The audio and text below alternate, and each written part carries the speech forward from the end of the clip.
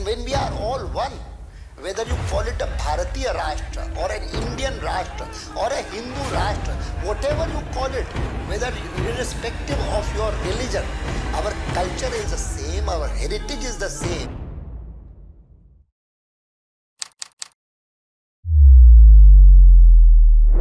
जय जगन्नाथ दर्शक बंधु आज प्रभु श्री रामचंद्र कथा पुरुषोत्तम श्री रामंकर अयोध्या राम मंदिर कथा प्रभु श्री रामंकर तिरोधाम पर जेतोले अयोध्या श्रीहीन हो गला कुआ जाए महाराज कुश सेठारे गोटे मंदिर रामचंद्र गोटे मंदिर निर्माण करते अयोध्या रे 44तम राजा जे कि बृहदबल थिले महाभारत युद्ध समय कौरवों तरफ लड़ी थिले एवं से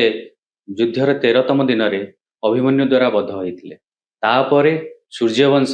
55तम राजा भावे जन्म ग्रहण करते सिद्धार्थ जे पर गौतम बुद्ध होकर सारा दुनिया रे बुद्ध धर्म प्रचार करते प्रभु बुद्धंकर प्रचार पर ना हिंदू धर्म छाड़ी किछि लोक बुद्ध धर्म आड़ को जाइथिले एवं सेबेठारु हिंदू धर्मर टिके अधपतन आरंभ होइतला माने बुद्ध धर्मर चारिआडे व्याप्त होइतला एवं लोक माने बुद्ध धर्म ग्रहण करबा आरंभ करथिले तापर समय चक्र गली चलला सूर्यवंश आउ कई सेमिति प्रभावशाली राजा जन्म ग्रहण करनथिले तापर वर्ष 57 जेतोले विक्रमादित्य शिकार करने को आसी जंगल रे गोटे मंदिर पाखरे विश्राम नेउथिले तांको ऐश्वर्य शक्तिर सेठारे थिबार तांको अनुभव कले जेतोले ऐश्वर्य शक्तिर अनुभव कले से पाखरे थिबा मुनि ऋषि मानकु पचारले जे कोन पई एठी ऐश्वर्य शक्तिर अनुभव होउची सेतोले पाखरे थिबा मुनि ऋषि माने कहले ए जो मंदिर पाखरे जो मंदिरटा जीर्ण अवस्था पड़ीथिला ए जो मंदिर पाखरे आपण विश्राम नेइचंती ए मंदिरटी होउची प्रभु श्री रामचंद्रंकर एक कथा जेतोले विक्रमादित्य जानिले से कौन कले ना सेठारे 84 स्तंभ विशिष्ट गोटे विशालकाय रामंक पई मंदिर निर्माण करथिले कला पत्थर से मंदिरटी निर्माण करथिले तापर समय चक्र पुणी गड़ी चलला वर्ष 630 जेतोले हुएनसान चीन परिभ्राजक हुएनसान भारत आसीथिले से जेतोले अयोध्या दे गति करथिले से अयोध्या विषय लिखिथिले से लिखिथिले अयोध्या रे 30 टी बुद्ध मंदिर से देखिथिले ता व्यतीत से गोटे विशाल मंदिर हिंदू मंदिर कथा वर्णना करथिले कहिथिले जो थरे हिंदू माने आसी पूजा करुथिले से मंदिरटी आउ किछि नुह अयोध्या रे प्रभु श्री रामचंद्रंकर मंदिर समय चक्र गति रे पर इतिहास रे सेमिति किछि वर्णित नाही मात्र जेतोले 1200 ख्रीष्टाब्द रे जेतोले जयचंद्र जेतोले आसिले से कौन कले महाराज विक्रमादित्य फलक को मंदिर रु हटाई निज फलक ताधरे प्रतिष्ठा करदेले लगेदेले से तापरे 1400 ख्रीष्टाब्द पर्यंत इब्राहिम लोधी शासन काल पर्यंत सेठारे रामचंद्रंकर मंदिर थिबार वर्णना अछि 1526 बाबर पानीपत युद्ध रे इब्राहिम लोधी को परास्त कले से कौन कले ना 1527 अयोध्या रे थिबा राम मंदिर को भांगी सेठारे गोटे मस्जिद निर्माण पई आदेश देले जेतोले राम मंदिर भांगी मस्जिद निर्माण कथा आदेश फरमान जार कले तांकर जने सेनापति मीर बाकी सेठा को गले राम मंदिर भांगीबा पई जेतोले एक कथा हिंदू माने जानिले हिंदू माने घोर प्रतिवाद कले खाली सेतिकी नुहे सेतेबेलकार राजा महाराज बद्रीनाथ मध्य सेठारे आसी मीर बाकी सैन्य सहित युद्ध करते हजार हजार लोक से युद्ध रे जीवन देइथिले महाराज बद्रीनाथंकर पराजय पर निज जीवन को भय थिबा जानी मध्य तार 15 दिन पर हंसवर राजा रणविजय सिंह निश्चय करथिले जे से आसी मीर बाकी विरुद्ध रे युद्ध करिवे से मध्य एवं तांकर सेना आसी मीर बाकी विरुद्ध रे युद्ध करथिले एवं समस्ते वीरगति की प्राप्त होइथिले आ लखनऊ गैजेट रु जना पड़े जे एही युद्ध रे पाखापाखि 170,000 हिंदू प्राण बलि दे जो कथा इतिहास रे कोठी लेखा नाही तथापि एटा होची जे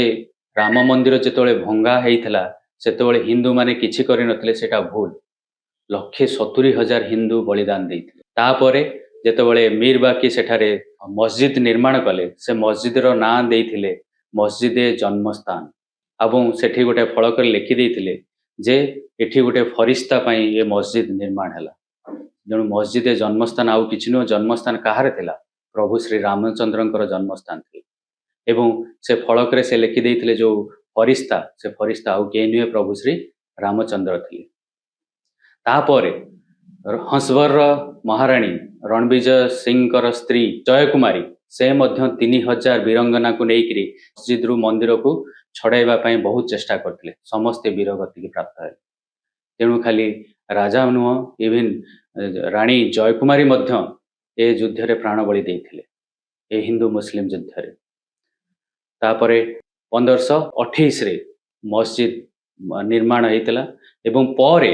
एई मस्जिद रो नाम मस्जिद जन्मस्थान रु परिवर्तन करी जेहेतु बाबर एहाकू करिथिले बाबरी मस्जिद भाबे जणागला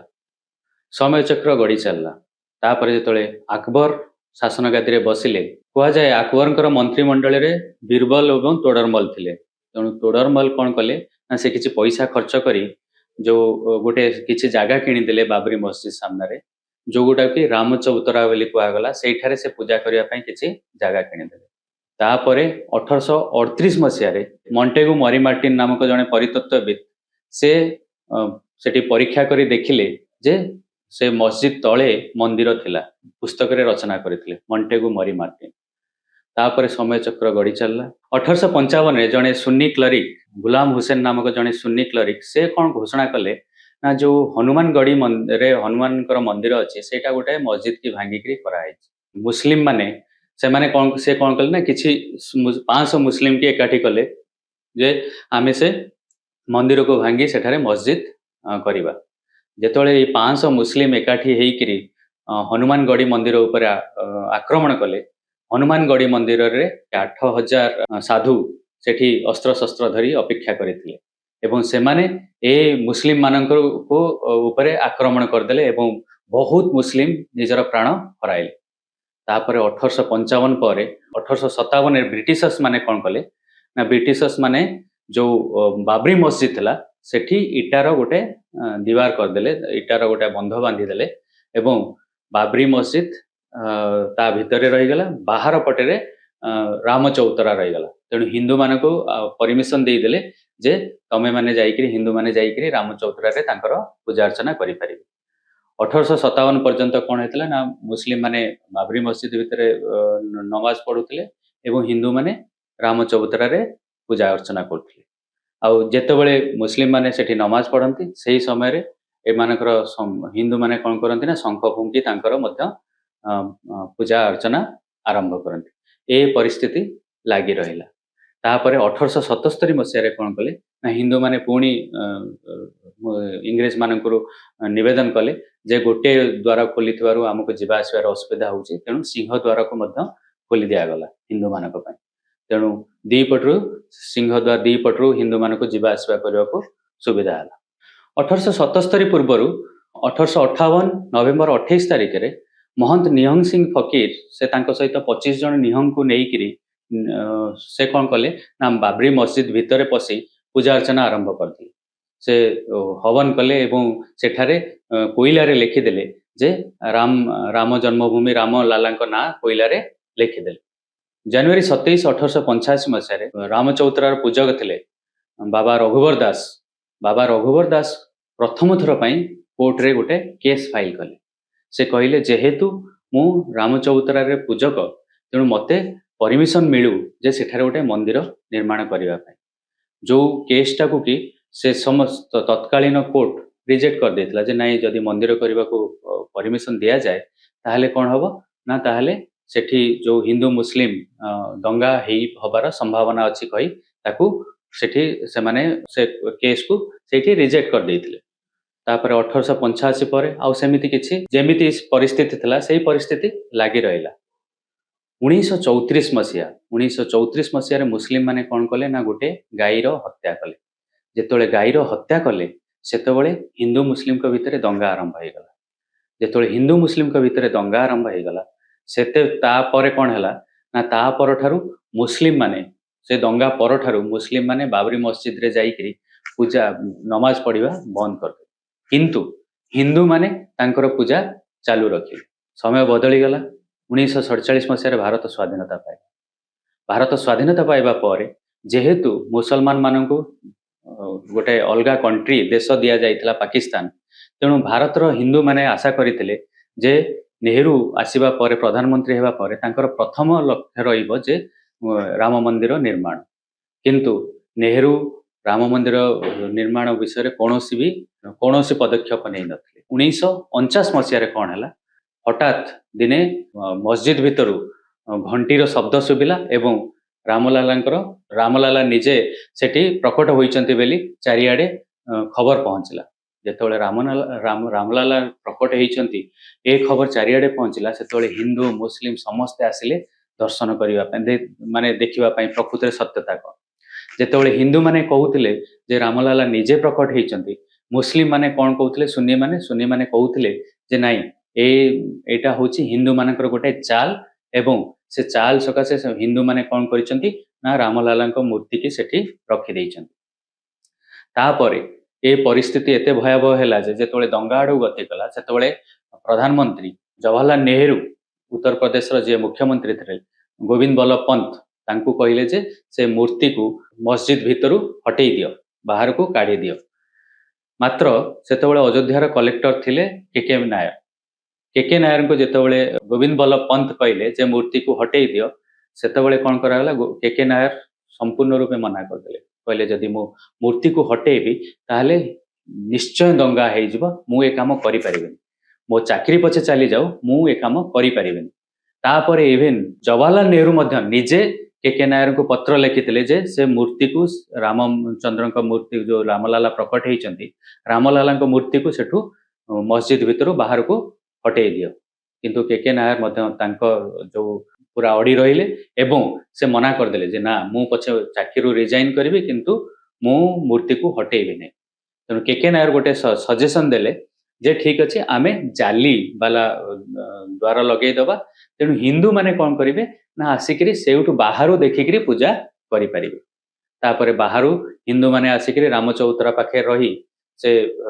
ବାହାରୁ ଦେଖିକିରି ରାମଲାଲାଙ୍କର ପୂଜା କରିବା ଆରମ୍ଭ କଲେ। 1949 ମସିହାରେ ରାମଲାଲା ପ୍ରକଟ ହେବା ପରେ ସେଠି ଯେତେବେଳେ ଦଙ୍ଗାର ପରିସ୍ଥିତି ଦେଖାଦେଲା, ସେତେବେଳେ ଜାନୁଆରୀ 5, 1950ରେ କୋର୍ଟ ଆଦେଶ ଦେଲେ ଯେ ସେ ଜାଗାକୁ ଲକ୍ କରିଦିଆଯାଉ, ପୁରା ତା ଭିତରେ କେହି ଯେମିତି ପ୍ରବେଶ ନ କରିପାରିବେ। ମାତ୍ର କ'ଣ କରାଗଲା ନା ହିନ୍ଦୁ ପୂଜକଙ୍କୁ ପରମିଶନ ଦିଆଗଲା ଯେ ସେ ଯାଇକିରି ରାମଚଉତରାରେ ରାମଚନ୍ଦ୍ରଙ୍କର ପୂଜା, ପ୍ରଭୁ ରାମଙ୍କର ପୂଜା କରିପାରିବେ। ତାପରେ କ'ଣ ହେଲା ନା 1950 ମସିହାରେ ହିନ୍ଦୁ ମହାସଭାର ଗୋପାଳ ସିଂ ଭିସରାଜ ସେ କ'ଣ କଲେ ନା ଗୋଟେ ଅପିଲ ଫାଇଲ କରିଦେଲେ, ଗୋଟେ ପିଟିସନ ଫାଇଲ କଲେ ଯେ ଯେହେତୁ ସେ ହିନ୍ଦୁ, ତାଙ୍କୁ ପୂଜା କରିବା ପାଇଁ ତାଙ୍କୁ ପରମିଶନ ଦେବା ଦରକାର, ଏଇଟା ତାଙ୍କର ଫଣ୍ଡାମେଣ୍ଟାଲ ରାଇଟ୍ସ, ହିନ୍ଦୁ ହିସାବରେ ତାଙ୍କର ଫଣ୍ଡାମେଣ୍ଟାଲ ରାଇଟ୍ସ ଏବଂ ତାଙ୍କୁ ପୂଜା କରିବା ପାଇଁ ପରମିଶନ ମିଳିବା ଦରକାର। ତାପରେ 1985ରେ ଗୋଟେ ରୋଚକ କଥା ହେଲା ନା ସୁପ୍ରିମକୋର୍ଟ ଶାହବାନୁଙ୍କୁ ଟ୍ରିପଲ ତଲାକ କେସ୍ ଏଗେନଷ୍ଟରେ ତାଙ୍କୁ ଭରଣ ପୋଷଣ ଦେବା ପାଇଁ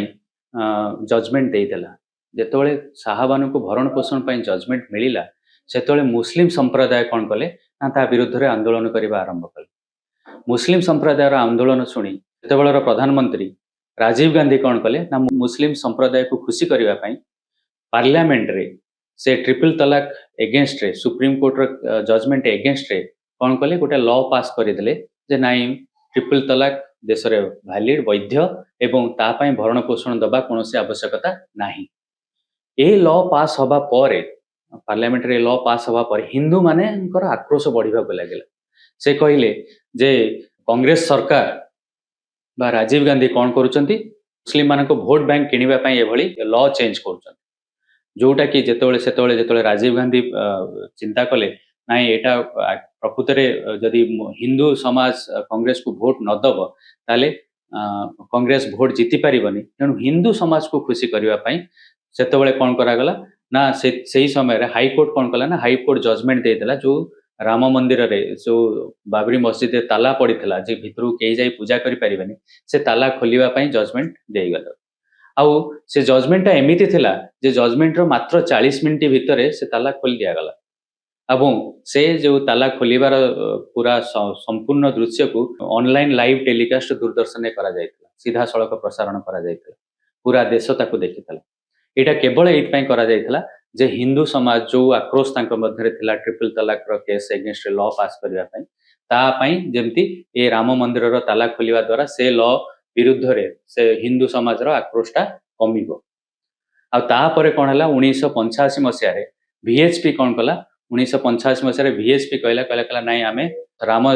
मंदिर निर्माण ପାଇଁ रथ यात्रा आरंभ करिबु। से देश रे 25 टी जगह रे रथ यात्रा आरंभ करिबु। एवं 1989 मसीह रे जेतबेले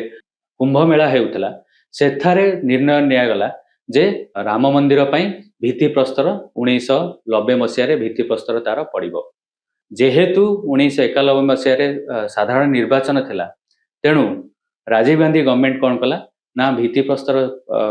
पकाया ପାଇଁ ମଧ୍ୟ ସାହାଯ୍ୟ କଲେ ଏବଂ ସେତେବେଳକାର ଗୃହ ମନ୍ତ୍ରୀ ବୁଟ୍ଟା ସିଂ ଏବଂ उत्तर प्रदेश ର ଯେତେବେଳେ ମୁଖ୍ୟମନ୍ତ୍ରୀ ଥିଲେ ଏନଡି ତିୱାରୀ ସେ ଦୁଇ ଜଣ ମିଶିକିରି ସେମାନେ ସେଠି भित्ति प्रस्तर स्थापन କରିଥିଲେ ରାମ ମନ୍ଦିର ନିର୍ମାଣ ପାଇଁ। तापरे कोन हैला 1989 मसीह रे कुंभ मेला शेष हेबा परे रामलाला निजे ମଧ୍ୟ गोटे पक्ष हेले से केस रे। रामलालाଙ୍କ ପାଇଁ देवकी नंदन अग्रवाल प्रथमे केस लड़िले एवं देवकी नंदन अग्रवालଙ୍କ मृत्यु परे त्रैलोक्यनाथ पांडे से केस लड़िले। तेणु भारत रे इवन एमिति भी प्रथा अछि जोठी मंदिर रिलेटेड कोनोसी केस लड़ा जाईची सेठी भगवान ମଧ୍ୟ निजे आसिकरी से केस लड़िचन। एही केस रे रामलाला ମଧ୍ୟ तांको पक्ष कोर्ट रे तांको पक्ष सुनाइथिले एवं ताकू जज माने ମଧ୍ୟ से पक्ष को सुनिथिले। तापरे कोन हैला राजीव गांधी कर हत्या करा गला एवं हत्या परे 1990 मसीह रे कोन हैला इलेक्शन पूर्वरु लालकृष्ण आडवाणी देखिले जे जेहेतु VHP जेतोले जो 25 टी रथ यात्रा आरंभ करथिला राम मंदिर निर्माण ପାଇଁ सेटा बहुत सक्सेसफुल थिला। लालकृष्ण आडवाणी आरएसएस सहित मिसी डिसाइड कले जे 10,000 किलोमीटर राम मंदिर निर्माण ପାଇଁ रथ यात्रा करिवे। से रथ यात्राटा सोमनाथ मंदिर रो आरंभ होई अयोध्या रे शेष हबो। 30 अक्टोबर 1990 रे रथ यात्रा शेष हबो। सेही समय रे कोन हैला ना जेतोले राम मंदिर रथ यात्रा आरंभ हैला रथ यात्रा को बिहार रे लालू प्रसाद यादव अटकई देले एवं लालकृष्ण आडवाणी के अरेस्ट कर लालकृष्ण आडवाणी के अरेस्ट करा गला बिहार मात्र जो कारसेवक माने रथ यात्रा सहित जाउथिले जदियो लालकृष्ण आडवाणी के अरेस्ट करा गला कारसेवक माने अयोध्या रे जाई 30 अक्टोबर जो डेट डिसाइड करा हितला जे पहुंचिया पई 30 अक्टोबर रे सेठी अयोध्या रे पहुंच गले। से माने बाबरी मस्जिद आड़ को यात्रा कले जेतोले बाबरी मस्जिद पाखरे पहुंचले सेही समय रे कोन हैला ना गोटे मांकड़ मध्य पताका धरी बाबरी मस्जिद ऊपर चढ़ी गला जहा को देखी समस्ते जो कर्सेवक माने थिले से माने कहले जे प्रभु हनुमान आछंती हमको मध्य ए काम रे सहाय्य करिवा पे। मात्र सेतबेल को उत्तर प्रदेश रे मुलायम सिंह यादव थिले मुख्यमंत्री एवं 2 नवेम्बर रे कोन हैला जेतबेले कर्सेवक माने अयोध्या बाबरी मस्जिद की यात्रा करिवा पे निर्णय कले सेतबेले कोन कले ना तांको ऊपर गोली चालना करा गला एवं 30 जन हिंदू सेथरे मृत्युवरण कले। तापरे 1991 रे जो निर्वाचन हैला से निर्वाचन रे बीजेपी को उत्तर प्रदेश रे सफलता मिलला एवं बीजेपी सरकार गठन कला। बीजेपी जेतोले सरकार गठन कला बीजेपी रो मुख्यमंत्री प्रार्थी कल्याण सिंह डिसाइड कले जे से अयोध्या रे शपथ नेबे। से जेतोले अयोध्या रे शपथ ग्रहण कले से सेतबेले कहिथिले रामलाला हम आए हैं मंदिर यही बनाएंगे। तेणु ताहा परठारु मंदिर निर्माण रो आहुरी जोरसोर प्रयास आरंभ हो गला। से मंदिर निर्माण रो जेतोले जोरसोर प्रयास आरंभ हला 1991 डिसेंबर 6 तारिख डिसाइड करा गला जे आमे पदयात्रा करिवु अयोध्या को। किंतु सेही 19 जेतोले डिसेंबर 5 तारिख रे भाषण दिया जाउतला स्टेज ऊपर सेतबेले लालकृष्ण आडवाणी थिले इवन अटल बिहारी वाजपेयी थिले जेहेतु उमा भारती बहुत भीषण भाषण दउथिले तांको अटका जीवा पई कोआ हैतला तेणु उमा भारती कोन करथिले ना पूरा लंडा हेकरी जाई पहुंचथिले तांको केही न चिन्हि पारंतु से मध्य स्टेज ऊपर पहुंचथिले उमा भारती। तेणु सेही भाषण रे कोआ गला जे ठीक अछि जदि आमे मंदिर निर्माण न करि परिबु ठीक अछि किंतु आमे से जागा को समतल तो करि परिबु बसी पूजा करिवा पई। तेणु डिसेंबर 6 तारिख रे कारसेवक माने कहिथिले जे आमे सेठी पदयात्रा करिवु से अयोध्या बाबरी मस्जिद को। डिसेंबर 6 रे कोन करा गला डिसेंबर 6 रे ता आगरु कल्याण सिंह लिखित आकार देइथिले जे नाइ कोनोसी प्रकार दंगा सेठी हबनी एवं कल्याण सिंह पुलिस को इंस्ट्रक्शन देइथिले जे कोनोसी हालत रे सेठी गोली चालना भी हबनी। कारण जेहेतु 1990 मसीह रे कोन करा जायतिला ना मुलायम सिंह को गोली चालना रे नवेम्बर 2 तारिख रे 30 जन हिंदू मरिथिले। कल्याण सिंह सेटा मध्य पुलिस को इंस्ट्रक्शन देइथिले जे कोनोसी हालत रे गोली चालना करा जिवो नाही। केन्द्र रे कांग्रेस रो सरकार थाए एवं पीवी नरसिंह राव थांती प्रधानमंत्री से कल्याण सिंह ठाରୁ लिखित आकार ନେଇଥିଲେ ଯେ ସେଠି କୌଣସି ଦଙ୍ଗା ହବନି ମାତ୍ର କ'ଣ ହେଲା ନା ଡିସେମ୍ବର 6 ତାରିଖ ଯେତେବେଳେ କାରସେବକ ମାନେ ସେଠି ପହଞ୍ଚିଲେ दिन गोटे बेलू मस्जिद गोटे पार्ट भंगा जाइथिला 1:55 बेलू एवं 4:30 बेलू संपूर्ण मस्जिद भांगी दिया जाइथिला एवं संध्या 6टा बेलू कल्याण सिंह कौन करथिले ना निज उपरे दायित्व नहीं से मुख्यमंत्री पदरु इस्तीफा देइथिले एवं संध्या 7टा पर्यंत राष्ट्रपति शासन लागू करा जाइथिला उत्तर प्रदेश तापरे केंद्र सरकार लिब्राहान कमिशन को नियुक्त करथिले जे से 3 मास भितरे ता उपरे गोटे रिपोर्ट देबा लिब्राहान कमिशन 3 मास जगह रे 17 वर्ष पर लिब्राहान कमिशन रो रिपोर्ट आस्थिला 1991 रु 2008 2008 रे तांको रिपोर्ट आस्थिला ता मध्ये रे कोन हेतिला ना एएसआई की दायित्व दिया जाइथिला जे से जगार परीक्षा करी जणैबो जे मस्जिद तले कौनसी मंदिर अंशविशेष थिला ना नहीं एएसआई टीम से तले रिपोर्ट देइथिला जो मस्जिद जे बाबरी मस्जिद जो तैयारी करा जाइथिला ता तले मंदिर अंशविशेष से माने एएसआई पाइथिला एवं एएसआई रो जो टीम रे मध्य थिले सेतेबेले के मोहम्मद से क्लियरली कहंती से मध्य से टीम रो पार्ट थिले से कहले जे आमे जेतेबेले सेठी खोलिबा आरंभ कलु मस्जिद रो तले मंदिर अंश आमे देखा पाइलु शेष 9 नवेम्बर 2019 रे सुप्रीम कोर्ट रो 5 जज विशिष्ट खंडपीठ जो खंडपीठ रे chief justice Ranjan Gogoi S A. Bobde D Y. Chandrachud Ashok Bhushan एवं एस अब्दुल नजीर थिले से 1045 पृष्ठा विशिष्ट एक आदेश जारी करथिले सेठारे राम मंदिर हिंदू मानकू से जगह जो 2.77 एकर प्लॉट नंबर 583 ताकू हिंदू मानकू अर्पण करा जाइथिला राम मंदिर निर्माण पय आउ शेष रे ता परे राम मंदिर निर्माण हेतला एवं 22 जनवरी 2024 रे महाप्रभु श्री रामंकर सेठारे प्राण प्रतिष्ठा करा हेतला एवं निकट रे 25 नवेम्बर 2025 रे ध्वजारोहण करा जाइथिला 25 नवेम्बर रे जेतेबेले ध्वजारोहण करा जाउथला सेतेबेले आमे समस्त देखिचे जे प्रधानमंत्री नरेंद्र मोदी हाथ थरुथला सेटा होची श्रद्धार हाथ थरिबा आउ 25 नवेम्बर रे ध्वजारोहण पर आमे माने विश्वास करि परिबा जे राम राज्य पुणी फेरी आसिला एही होची राम मंदिर रो कहानी महाप्रभु श्री रामंकर कहानी तेणु जो लोक माने किछि कहंती जे आमे राम मंदिर पई संघर्ष किछि नाही ए संघर्ष रो किछि माने आमे ताको व्याख्यान भी करि परिबा नै लक्ष लक्ष लोक एथि प्राण बलि देइछन्ति शेष रे 1528 मसीहा परे माने पाखापाखि 496 वर्ष लागि गला सेठी राम मंदिर निर्माण शेष हवा 496 वर्षर अंत हैला अब आमे हिंदू माने राम मंदिर राम प्रभु श्री रामंकर सेठी प्राण प्रतिष्ठा ही पारला एवं आमे आज गर्व रे कहि परिबा जे राम मंदिर निर्माण शेष मध्य हैला बंधुगण यदि आपण मानकु ये वीडियो भल लागुची ताले मु आपण मानकु निवेदन करिवि चैनल टाकू सब्सक्राइब करंतु लाइक करंतु एवं शेयर मध्य करंतु